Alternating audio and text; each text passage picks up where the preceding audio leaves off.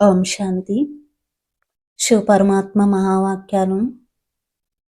సేవలో నింద స్తుతి వచ్చినా సరే సమాన స్థితిలో ఉండి సేవ చేయాలి అంటున్నారు పరమాత్మ.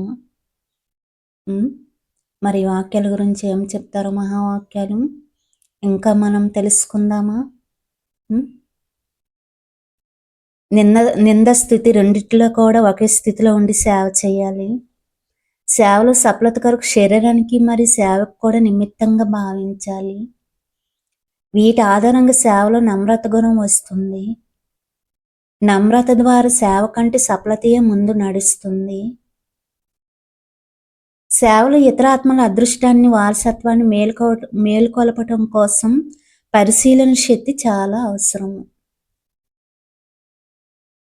ఏ రూపం ద్వారా వారి అదృష్టం మేలుకుంటుందో పరిశీలించాలి.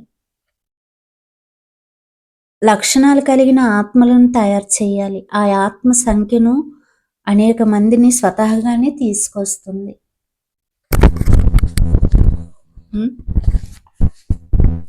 ఏ కల్తీ లేకుండా స్వచ్ఛమైన స్మృతి, సంపూర్ణ సంస్కారాల పరివర్తన ద్వారా శివబాబాను ప్రత్యక్షం చేయగలరు, కానీ కేవలం సేవ పద్ధతుల ద్వారా అయితే కాదు. Important point, checking point. ఎక్కడైనా సేవ సంబంధంలోకి వెళ్ళేటప్పుడు ఆ ప్రజల యొక్క పరిస్థితుల ప్రభావంలోకి వెళ్లకుండా అక్కడ ముందుగానే అలౌకిక తరంగాలను వ్యాపింప చేయాలి. అప్పుడు వారు ఆ అలౌకిక తరంగాల ప్రభావానికి తప్పక ఆకర్షితం అవుతారు. వాచ ద్వారా సేవ చేస్తే ప్రజలు తయారవుతారు. వాక్ ద్వారా ఎవరికి ఈశ్వరయ్య రసాన్ని ఇవ్వలేరు. ఈశ్వరయ్య స్నేహం మరియు శక్తి యొక్క సేవ మాత్రమే వారసులను తయారు చేస్తుంది. సేవ జరుగుతున్న సమయంలో ఆది నుండి అంతిమ వరకు 3 రకాల విధానాలు ఉంటాయి. వీటి ఆధారంగా మార్కులు లభిస్తాయి. సేవ జరుగుతున్న సమయంలో ఆది నుండి అంతిమ వరకు 3 రకాల విధానాలు ఉంటాయి. ఏమై ఉంటాయి?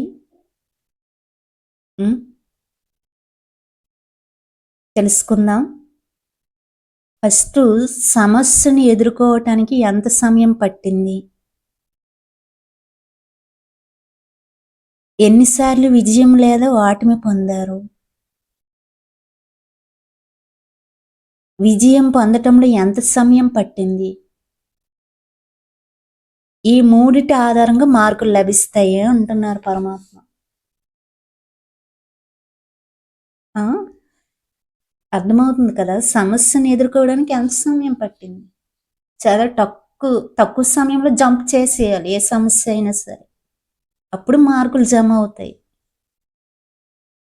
ఎన్నిసార్లు విజయం? 1 సెకండ్లో విజయం పొందాలి. విజయం పొందడం కూడా సమయం పడుతుందంటే మార్కులు ఇంకా తక్కువ అయిపోతాయి. అది పరమాత్మ చెప్తుంది.